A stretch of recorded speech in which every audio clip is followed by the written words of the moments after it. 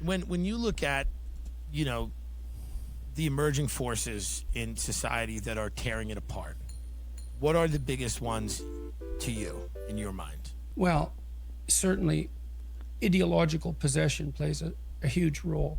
And I suppose to some degree that's probably misplaced spirituality.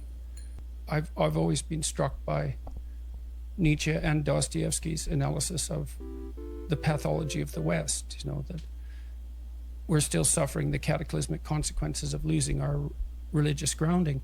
And here we go with the religious fundamentalism. It's back to, and where a lot of it comes back to, is he fundamentally hates the fact that society has become so secularized that as there have been these challenges to religion and the idea of, you know, not necessarily gods, because there are still plenty of people who believe in deities but don't believe in the institutions and these fundamental hierarchies. Well, so much of our society in turn has been influenced by them: education, business, different elements of culture, and expression and everything. And so as a result of those challenges being made, especially during the time of enlightenment, when there were a lot of when there was a huge leap forward in technology, in sciences, in philosophy, in, you know, culture, and the way that people were able to organize and interact with one another, it set a whole new precedent that we are still living in.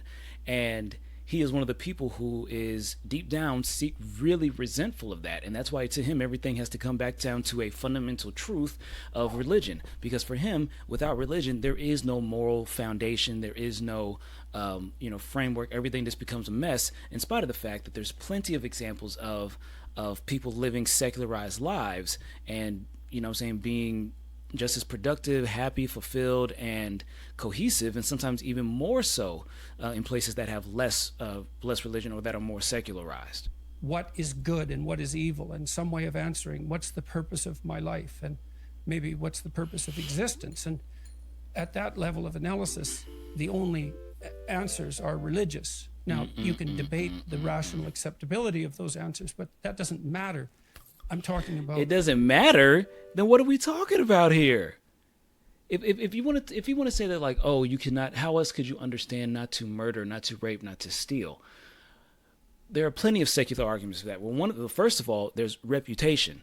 Even if you're just cynical and you really don't care about the harm that you're doing to others, you don't want to be known as the person who is committing all these acts, because they're usually, for the most part, they're seen as extremely negative behaviors, and you will be killed or I won't say killed or executed, the same thing, or you will be exiled or jailed or, you know, saying killed or left for dead. You also never know who is going to be in power tomorrow. And so you maybe inflict a lot of pain thinking that, oh, nothing is going to happen to you, or that this, you know, you never know when who is going to have the upper hand in this situation.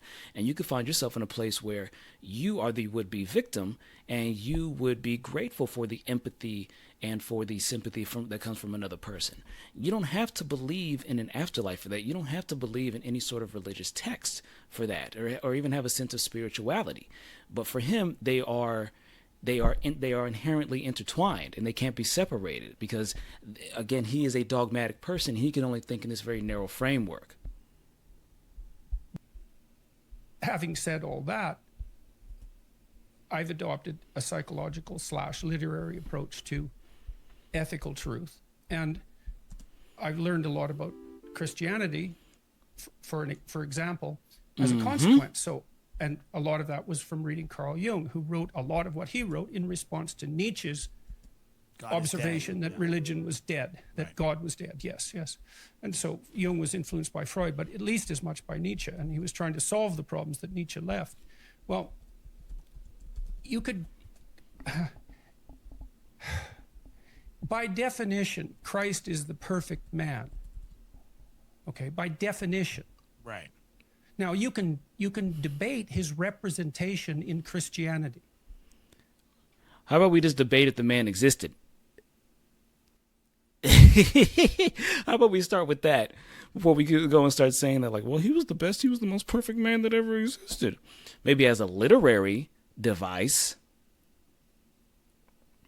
But even then, that's disputable, because it's like, what values are you actually most concerned with? Yeah, as a literary figure, yeah, Jesus Christ could be seen as a great man, but that was only one set of conditions in one's location.